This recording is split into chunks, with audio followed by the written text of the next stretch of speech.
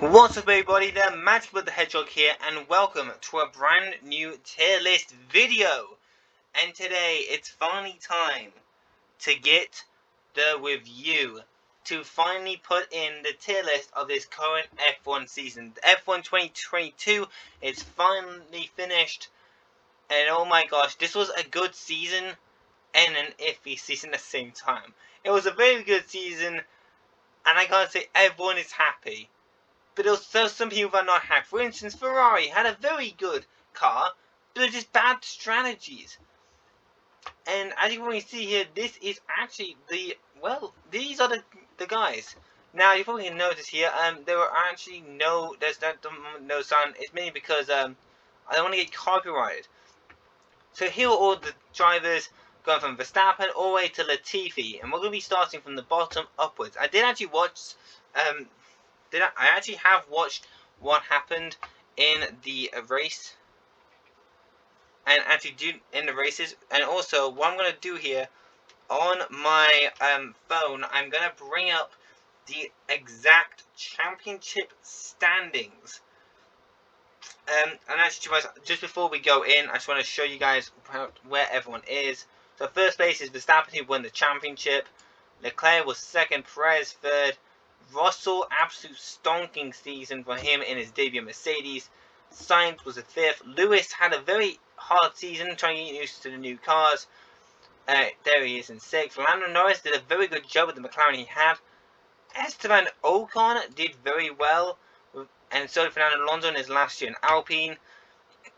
Valtteri Bottas did very good in the Alfa Romeo. Daniel Ricciardo had a very hard season, and I do feel sorry that he will not be in a car for next season, but he will be heading to Red Bull for reserves. Sebastian Vettel, with his final season out of the way, he will be retiring, and it's sad to see him go. Kevin Magnussen with a stonking return and comes in 13th. Pierre Gasly is 14th. Then comes Lance Stroll, who people think doesn't deserve a drive. I have seen the comments with the latest incidents that he's been involved in. Mick Schumacher will not have a drive for next season. Yuki Tsunoda will have a drive, but he will be joined by a different team. And actually, Gasly will be going to Alpine. Wow. Zoe was behind Tsunoda. Then is, surprisingly enough, then there is Albon. Then Albon behind Zoe, and then Latifi. I do feel sorry for Albon. I actually think he did very, very well. And of course, we do have Nick de Vries and Hulkenberg on the standings list, but do not worry, we'll be able to see those two in the next year's tier list, mainly because these two are actually going to be in AlphaTauri and Haas for next season. Williams will have a different driver as well, so Nicholas Latifi will not be there. McLaren also will be getting Oscar Piastri, and Aston Martin will be gaining Fernando Alonso. And Red Bull, Mercedes, and Ferrari will of course be staying the same. So will Alfa Romeo. And yes, that is everything to the championship. And constructors wise, we have, to be honest, we're not going to be ranking constructors. So we're just going to focus on the drivers, ready? So let's go from bottom upwards. Championship order. Nicholas Latifi, I'm going to have to put it. I think he, not terrible here. After what happened last year, I think I'm going to have to say not the best from him again. He's actually been struggling all the time. Even though, yes, the goatee memes were all over the place. But to be honest, I'm being honest here. He was actually at the bottom, and he will probably not get another drive. He might get a drive, but he will not. I know that he was brought into the car by his, I think, dad's company. I don't know. But to be honest, now that Williams has got now financial backing, he's got a brand new, group now helping him out. I don't really think Latifi is now necessary anymore. So now I think it's time for Williams to get into the game of bringing in people that can really put them back on top. Because I really think it's time for Williams to come back to the top. So hopefully we'll be able to see that in the future. Now for Alexander Albon. I'm actually going to say this. I don't really think he deserves to be at the bottom of this list, because actually I can point out that he's actually doing quite well. He's been able to get in every single race even though he was, of course, in like not so best car, he still had some good drives. Right, let me think here. Let's see, Bahrain for existence.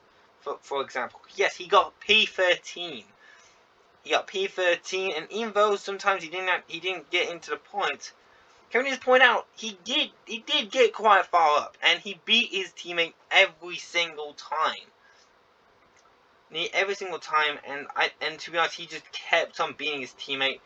11th there, like in Italy, and Azerbaijan, he got 12th, and eventually did get points. He actually does get points in this season, and like I said, he barely got beaten by Latifi as his teammate, and so Albon definitely was the better out of the two.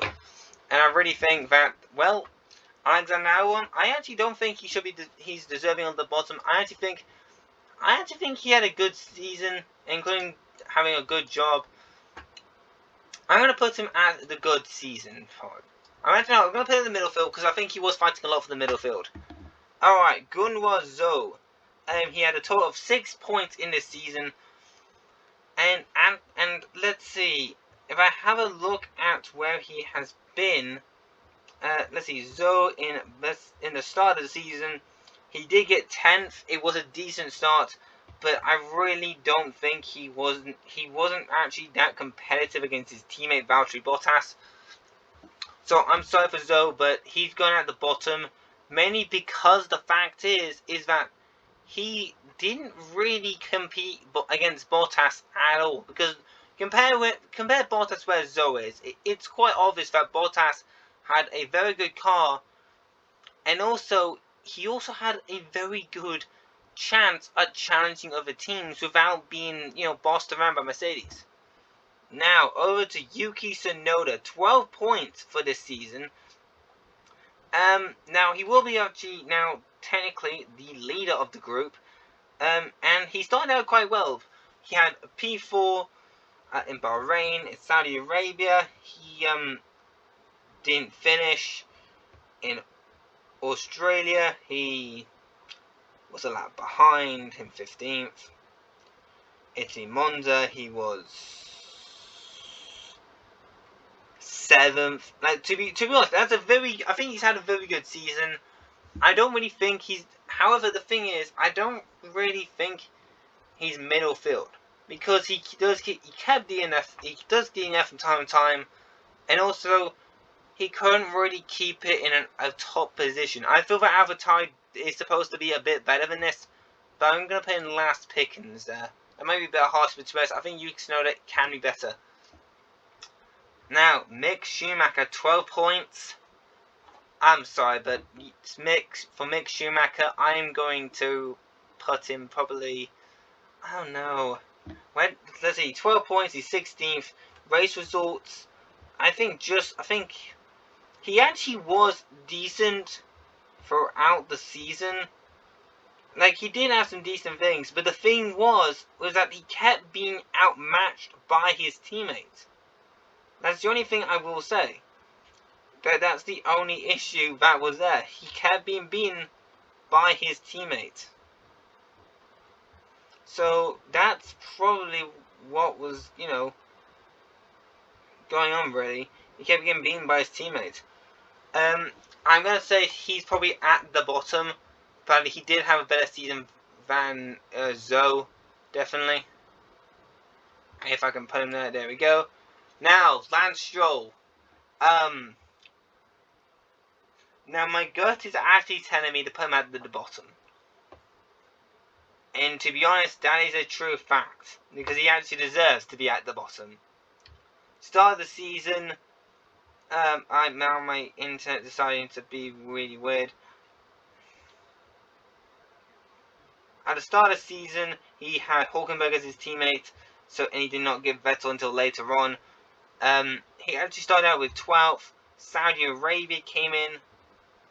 Once again, there you go. Let's see. Saudi Arabia came in. Hulkenberg beat him, and that was a very good job by Hulkenberg to beat him. And Stroll yeah, to be honest, I don't think Stroll really got that many good results in. Then Vettel came in really, you know, yes, he did retire on his first go, but I actually have to put in Stroll. I'm sorry, but you had a dangerous crash. Might be a bit harsh, but I want to point out something. Mick and Zoe weren't. I don't think they were involved in any dangerous crashes towards each other. To anyone else. Yes, Zoe did. I think. Actually, no. Was it Yuki? I think it was. Yeah, I think it was Yuki Tsunoda's crash that was big, and that wasn't really his fault. Strover had an absolutely dangerous thing that was absolutely not necessary. And so yeah, and yes, he is better than the TV. He has some good results, but this season was not his season. Now, Pierre Gasly. Pierre Gasly, 23. I'm going to look at Brazil for him. 14th. Now, I'm going to say probably not the best.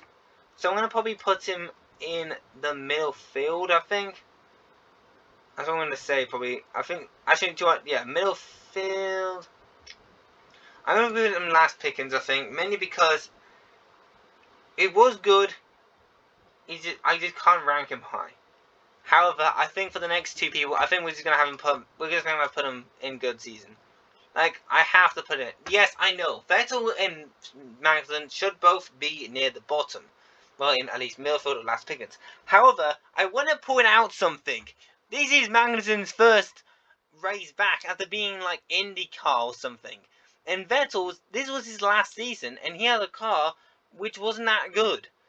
And I want to point out that Vettel and Magnussen, 12th and 13th place, was pretty damn good. And Vettel ended up drawing with Ricciardo on points. And I was a bit irritated that Vettel didn't get 11th. But I have to point out, this was his last season. So, yeah.